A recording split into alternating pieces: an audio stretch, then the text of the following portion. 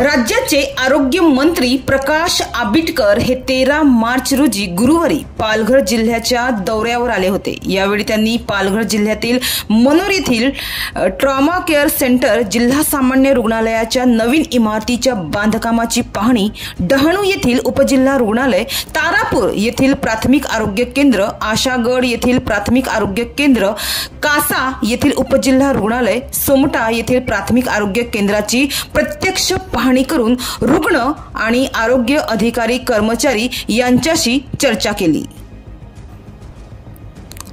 राज्याचे आरोग्य मंत्री प्रकाश आंबेडकर यांनी 13 मार्च रोजी गुरुवारी पालघर जिल्ह्याला भेट दिली। यावेळी त्यांनी कासा उपजिल्हा रुग्णालयाची देखील पाहणी केली। या दरम्यान पालघरचे आमदार राजेंद्र गावित, शिंदे गटाचे जिल्हाध्यक्ष कुंदन संखे, पालघर जिल्हा प्रमुख वसंत चव्हाण आणि स्थानिक कार्यकर्ते उपस्थित होते।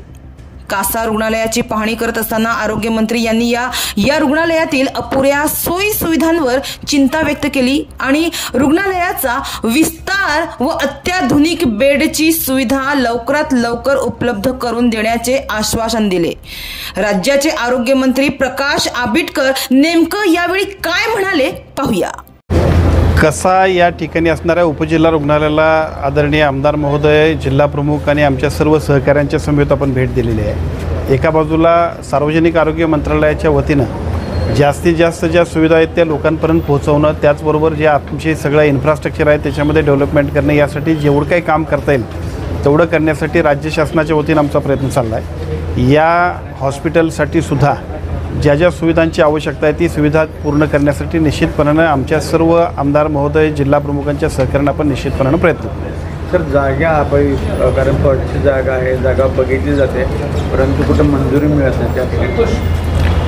जागेअभावी मंजुरी मिळत नाही हे जरी खरं असलं तरी त्यासाठी धावपळ केली तर निश्चितपणानं त्याचा उपयोग होईल।